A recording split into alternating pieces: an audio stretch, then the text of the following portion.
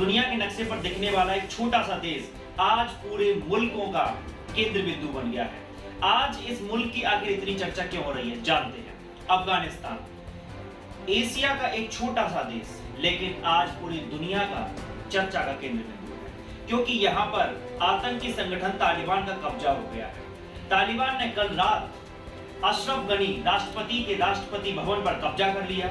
यहाँ पर उन्होंने अपना पुलिस अधिकारी नियुक्त घोषित कर दिया और इस अधिकारी के घोषित होने के बाद ही और पूरे देश पर, देश की राजधानी पर कब्जा होने के बाद ही राष्ट्रपति और उपराष्ट्रपति अपने देश को छोड़कर भाग गए। जी हाँ, राष्ट्रपति अशरफ गनी ताजिकिस्तान भाग चुके हैं, साथ में उनके बहुत सारे निजी करीबी सहयोगी लोग और साथ में उपराष्ट्रपति अपने देश को छोड़कर अपने देश में हत्याओं के मंजर को आगे बढ़ने के लिए तालिबान को छोड़ चुके हैं। तालिबान ने पूरे देश पर कब्जा कर लिया है और अब अब्दुल गनी बरादर नए चीफ घोषित हो सकते हैं अफगानिस्तान के। साथ ही अफगानिस्तान ने अपने देश का नाम बदल दिया है। अपने देश का नाम उन्होंने इस्लामिक अमीरात ऑफ अफगानिस्तान घोषित कर दिया है। साथ ही अफगानिस्तान में तालिबान के बढ़ते कब्जे को देखकर और पूर्ण स्थापित होने के बाद वहां की जो जनता है बहुत ज्यादा परेशान है। उन्होंने 20 साल पहले जो हत्याओं का, जो जुल्म का मंजर देखा था, वो उनकी आंखों के सामने फिर से आने लगा है। वो फ्लैश होने लगी हैं तस्वीरें। उन तस्वीरों से डरकर वहां की जनता काबुल हवाई अड्डे पर तेजी से दौड़ रही है।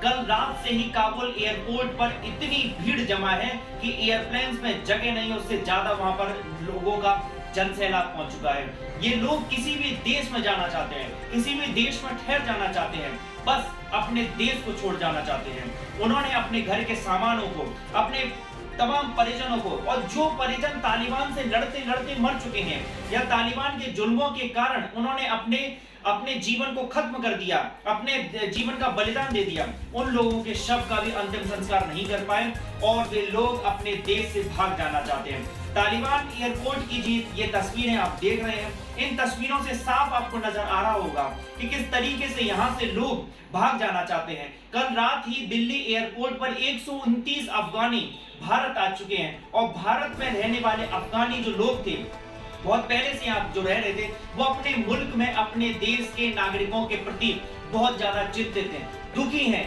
कल रात से ही अफगान के जितने भी लोग हैं दुख में डूबे हुए हैं। और अब मैं कुछ आपको और बहुत सारे अपडेट्स देने वाला हूं। मुल्ला अब्दुल बरादर अब अफगानिस्तान के नए चीफ घोषित होंगे।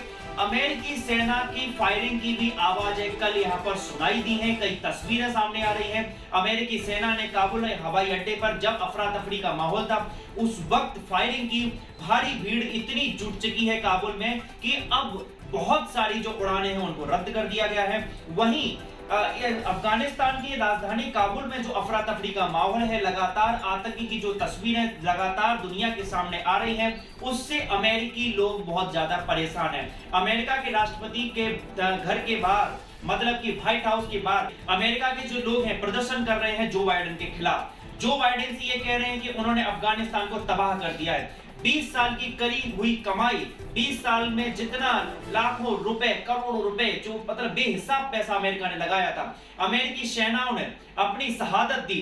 वो शहादत जो बाइडेन के कारण निष्फल साबित हो चुकी है। जो बाइडेन के घर के बाहर जहां प्रदर्शन हो रहे हैं, वहीं सीरिया में जश्न का माहौल है। सीरिया में जश्न मनाया जा रहा है और इस बात की खुशी मनाई जा रही है कि तालिबान ने पूरे अफगानिस्तान पर कब्जा कर लिया है। वहीं भारत जैसे देश बहुत ज्यादा चिंतित हैं, क्योंकि तालिबान का मजबूत होना मतलब कि भारत की सुरक्षा में सेंध लगाने के लिए नए आतंकी पैदा हो चुके हैं। वहीं मैं और आपको यहाँ पर अपडेट देने वाला हूँ। इस दुखदाई माहौल के बीच में, इस आतंकी के माहौल के बीच में एक महिला है जो कि गवर्नर है, सलीमा जिसका नाम है। सलीमा ने अपने जिस तरीके से राष्ट्रपति अशरफ गनी अपने देश को उसके हालात पर छोड़कर दूसरे देश भाग चुके हैं, वही एक महिला जिसने बंदूक उठाकर अपने देश की सुरक्षा के लिए अपनी जान को हथेली पर रख लिया, उसका नाम है सलीमा, जो कि अफगानिस्तान में एक प्रांत की गवर्नर है। वहीं और बहुत सारे यहाँ पर तस्वीरें सामने आ रही हैं कि ब्रिटेन के प्रधानमंत्री बोरिस जॉनसन ने अपने देश के नागरिकों को बाहर निकालने के लिए राजनयिकों से संपर्क साधा है और वहीं बहुत सारे विशेष विमान अफगानिस्तान की जमीन पर लगातार लैंड कर रहे हैं। वो अपने देश के नागरिकों को बाहर निकालने के लिए, ब्रिटेन वहीं था तैयारियां कर रहा है। वहीं जर्मनी की चांसलर एंजेला मर्केल ने भी वहीं अपने जर्मनी के लोगों को, नागरिकों को बाहर निकालने के लिए अफगानिस्तान में अपने विशेष दूतों को पहुंचा दिया है, अपने अफसरों को पहुंचा दिया है और लगातार अफगानिस्तान की धरती पर तमाम देशों के लगभग 10-20 देशों के विमान अफगानिस्तान की धरती पर उतर रहे हैं और अपने नागरिकों को बचाने के लिए वहां पर जद्दोजहद कर रहे हैं। वहीं हम देखें तो ब्रिटेन भी आपातकालीन बैठक को बुला रहा है। आज ब्रिटेन के प्रधानमंत्री बोरिस जॉनसन अपने सुरक्षा सलाहकारों के साथ, अपने कैबिनेट मंत्रियों के साथ वहां पर बैठक करेंगे और अफगानिस्तान के ताजा हालात पर बैठक करेंगे और ये देखेंगे कि आखिर अफगानिस्तान में शांति और सुरक्षा का माहौल किस तरीके से बनाया जा सकता है। वहीं सुरक्षा परिषद, संयुक्त राष्ट्र संघ की सुरक्षा परिषद आज बैठक करेगी और जो महासचिव है उनको रिपोर्ट पेश करेगी और देखेगी कि क्या अफगानिस्तान में सुरक्षा और शांति को बहाल किया जा सकता है या नहीं।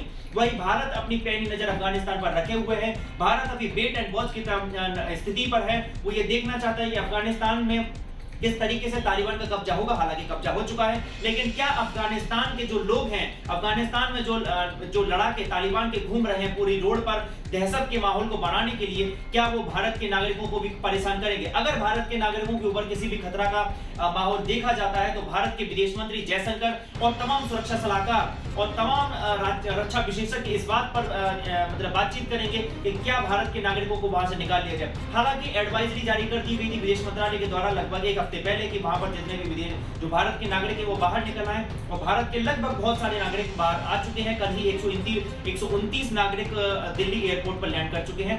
अभी भारत ने यह कह दिया कि वो अपने जो राजदूत भवन है, जो अपना एम्बेसडर हाउस है, उसको बंद नहीं करेगा।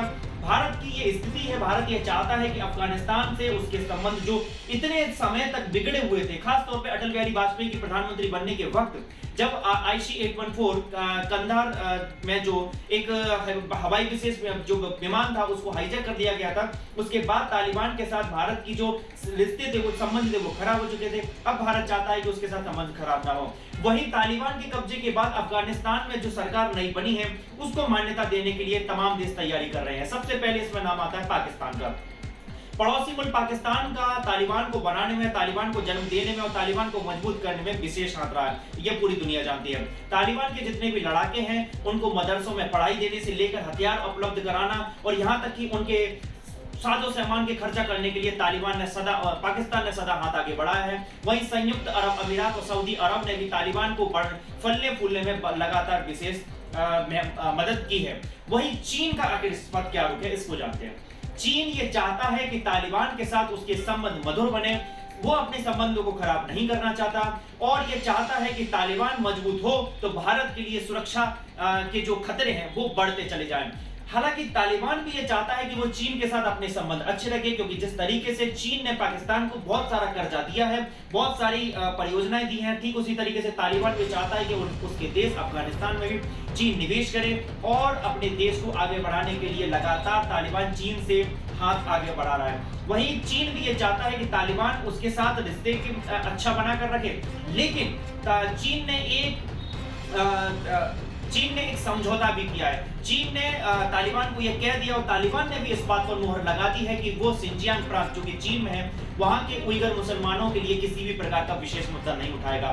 तो इस बात से तय है कि चीन और तालिबान की जो दोस्ती है वो जाहिर हो चुकी है और ये जो दोस्ती है वो भारत के लिए, भारत की सुरक्षा के लहजे से अगर देखा जाए तो बहुत ज्यादा खतरे पैदा कर सकता है। वहीं अब मैं और यहाँ की विशेष बातों को और मैं बताऊं तो यहाँ पर 20,000 से ज्यादा अभी अमेरिकी मौजूद हैं। कनाडा ने 20,000 अपने नागरिकों को बाहर निकालने के लिए विशेष विमान वहां पहुंचा दिया। वही अमेरिका की भी नेवी कमांडर और तमाम का जो विशेषज्ञ हैं, जो विमान है वहां पर तैनात हैं। लेकिन एक बात यहाँ पर ये आ रही है कि नेवी कमांडर को तालिबान ने कब्जे में ले लिया है और अब ये देखना होगा कि क्या तालिबान और अमेरिका के बीच में जो 20 साल से लगातार लड़ाई चल रही थी कहीं वो फिर से शुरू ना हो जाए। वहीं महिलाओं के काम करने की आजादी को लेकर तालिबान ने साफ कह दिया है कि वो इस बात पर पुनर्विचार करेगा कि महिलाओं की आजादी काम करने की जो थी, जो 2001 से पहले तालिबान ने छीन रखी थी, अपने कब्जे में कर रखी थी, यहाँ तक कि महिलाएं अपने घर से बाहर बिना बुर्के के बाहर नहीं निकल सकती थी, उस बात पर पुनर्विचार होगा। क्योंकि तालिबान की छवि सबसे ज्यादा महिलाओं के ऊपर क्रूर रवैया रखने के ऊपर बिगड़ी थी और तालिबान ये नहीं चाहता कि महिलाओं पर जो जिस प्रकार का उसका रवैया पहले था वो अब ना बने, वो क्योंकि जिससे कि तालिबान अपने विस्तार को और ज्यादा आगे बढ़ाए और अपने देश में मजबूती से खड़ा रहे। वहीं एक और खबर आ रही है कि यूएस अपने दूतावासों से 500 कर्मचारियों को निकालने के लिए भी लगातार तैयारियां कर रहा है। एक खबर ये और आई थी कि अमेरिका ने कुछ ऐसे विशेष दस्तावेजों को अपने दूतावास के अंदर आग लगाई, जो कि अगर अफगान की जो सेना है या तालिबान के जो लड़ाके अगर उनके हाथ में आ जाए तो अमेरिका की कुछ विशेष बातें उसके हाथ में आ सकती थी। इस वजह से कल शाम से ही लगातार तमाम दस्तावेज जलाए जा रहे हैं और अमेरिका के दूतावास से धुएं उठने की तस्वीरें सामने आ रही हैं। तालिबान क्या है? तालिबान को जानते हैं। तालिबान का अर्थ होता है छात्र। तालिबान एक छात्र संगठन है जो कि मदरसों में पढ़ा है, जो कि पाकिस्तान में मदरसे हैं उसमें पढ़े हुए जो लड़ाके हैं, इन लड़ाकों का मानना है कि शरीयत कानून को पूरे विश्व में लागू करना, खास तौर पर अफगानिस्तान में लागू करना है। और अफगानिस्तान में जो पहले 5 साल सरकार चलाई थी, ठीक उसी प्रकार के शरीयत कानून को अफगानिस्तान में तालिबान आगे बढ़ाना चाहता है। और तालिबान ये चाहता है कि शरीयत कानून को अफगानिस्तान में लागू कर दिया जाए। वहीं तालिबान को लगातार जो साजो सामान, जो रक्षा उपकरण और साजो सामान और जो पैसा दिया गया था वो पाकिस्तान और सऊदी अरब और अन्य देशों की तरफ से दिया गया था।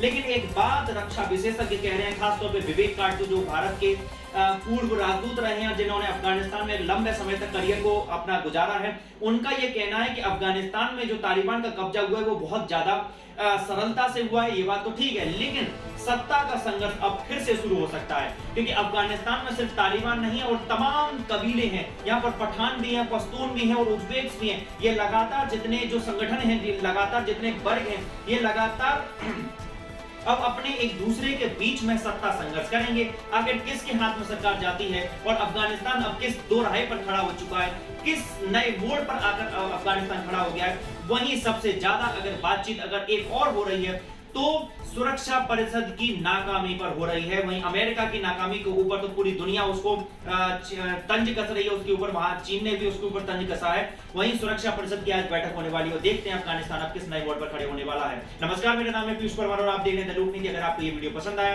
तो लाइक करें, कमेंट करें, शेयर करें और चैनल को सब्सक्राइब करना न भूलें। नमस्कार।